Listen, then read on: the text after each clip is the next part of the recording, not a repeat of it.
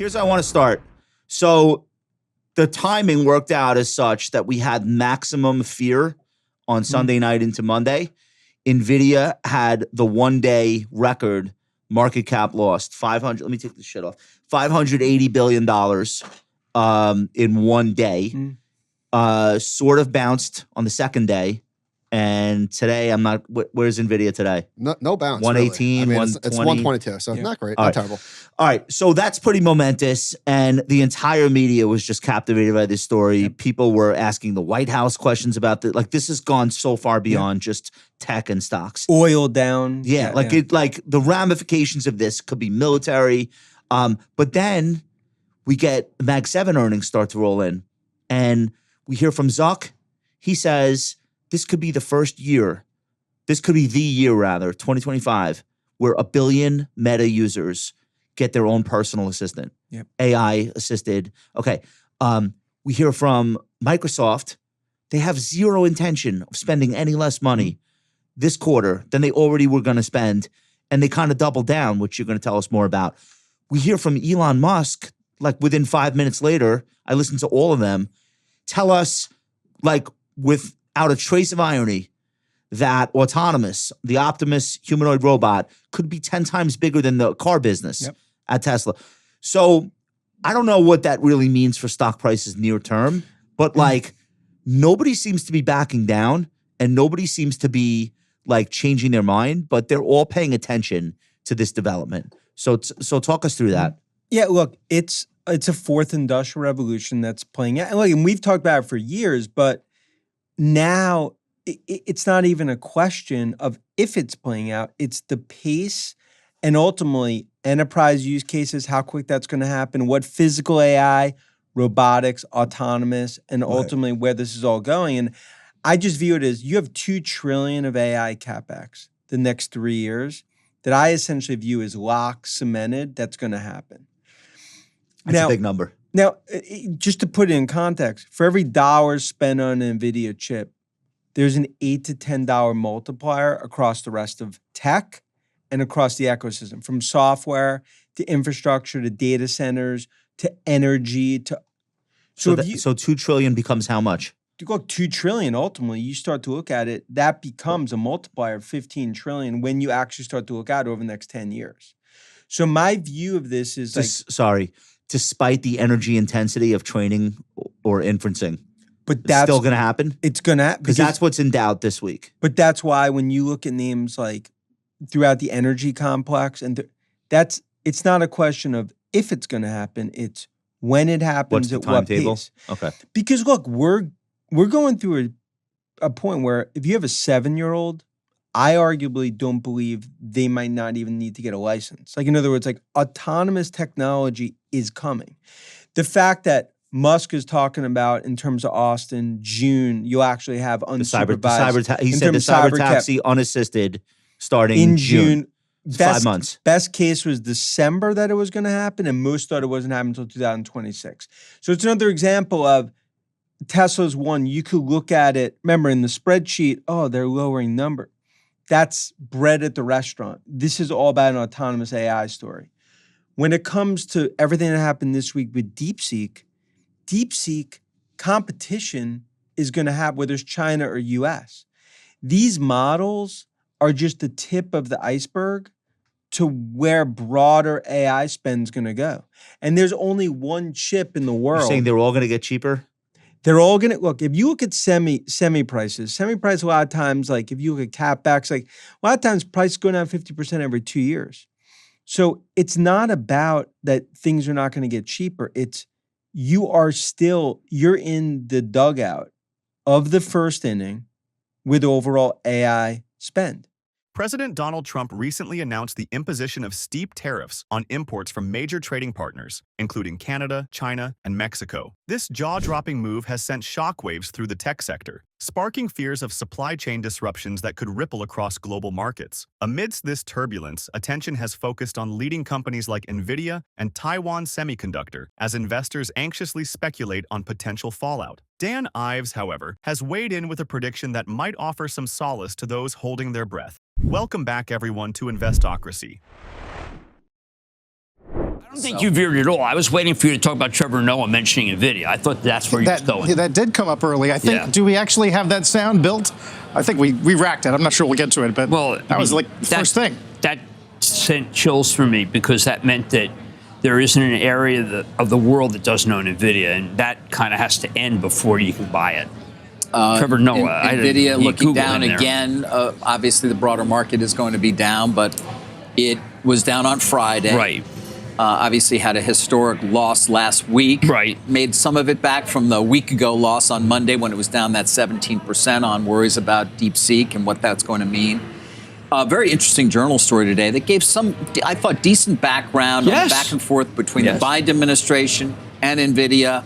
At least gave some sense as to why there might have been some frustration on the part of the Biden administration with NVIDIA and put in those last-minute restrictions that you have been very angry about. NVIDIA did everything they were told to do. Mm-hmm. And they have evidence that Singapore did not bring it in. They have actual evidence of where Singapore put their chips.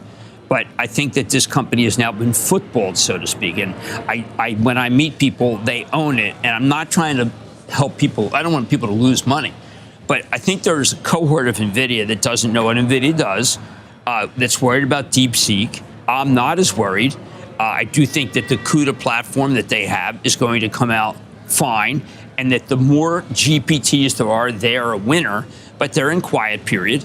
And during quiet period, people get very nervous, and they sell.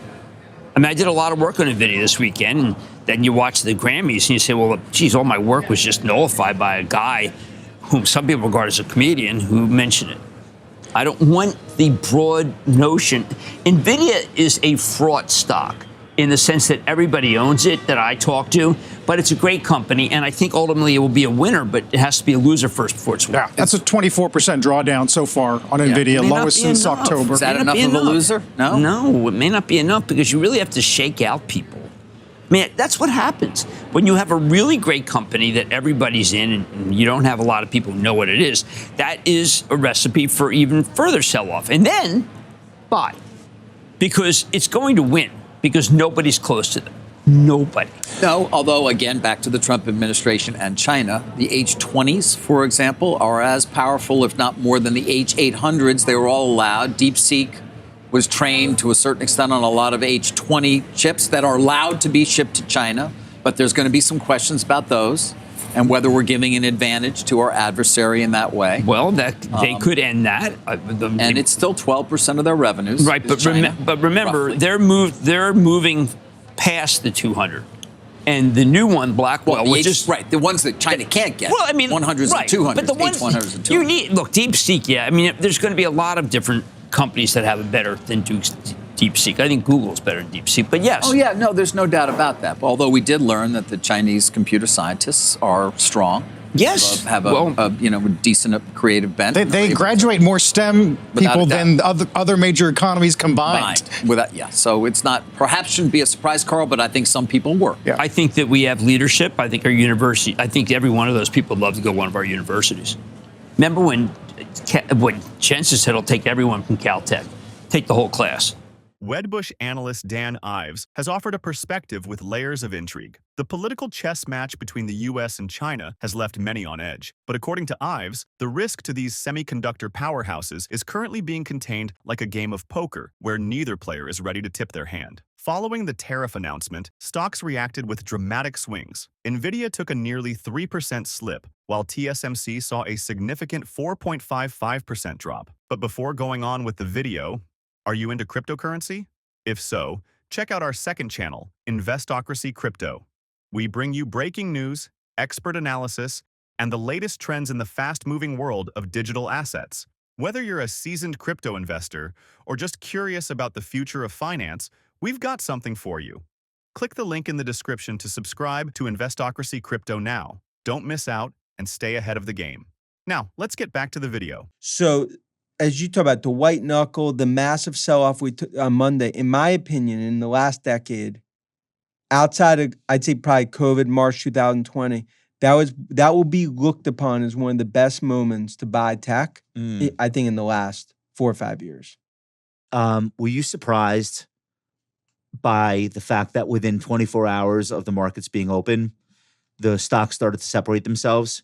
You started to see Apple and Meta rallying while NVIDIA continued to sell off. I think a lot of investors, probably the people that you talk to, even professionals, they just assume that this is all one big AI trade. 100%. But now there's a nuance. There are makers and there are takers. There are buyers of technology and sellers of technology. And these stocks are not all doing the same thing in the wake of this bomb that's and been there's dropped. the non-LLMs. If you look at names like Palantir, like Carp's view is always like, we're not building LLMs. Apple didn't build an LLM. Okay. And then and then our view of Apple, and we've always talked about it, like the reason this is the consumer AI play, regardless of what units come in a given quarter, over the coming quarters, that the consumer AI revolution goes through Apple. 25% of the world, they're going to access AI through an Apple device.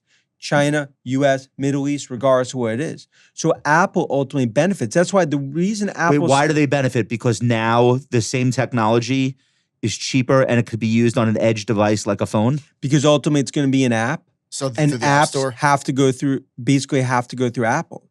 And then you think about 1.5 billion iPhones in the world, 2.3 billion iOS devices.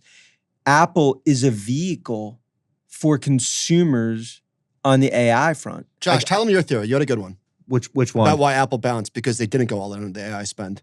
Well, that seemed to be the narrative that was forming. Like, wait. NVIDIA's crashing. Broadcom's crashing. AMD. Microsoft is down. Sam Altman's panicking. Blah, blah, blah. Why is Apple rallying? So the theory that people had coalesced around was that, well, they looked like they were playing from behind until yesterday. And now they look like they very studiously sat out the first round so they could win in the second round. Okay, so I think I would agree. Did I invent that? No, or? I think there's nuance. I think some are right. Some, in terms of the first round, they lost. Second round, they win. I agree with.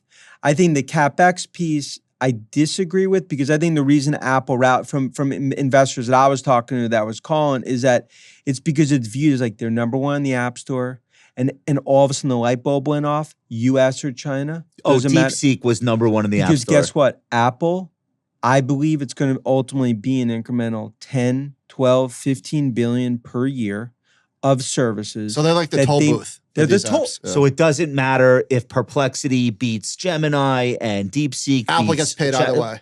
Apple, if you're not in the App Store and you're not paying Apple, you're not relevant.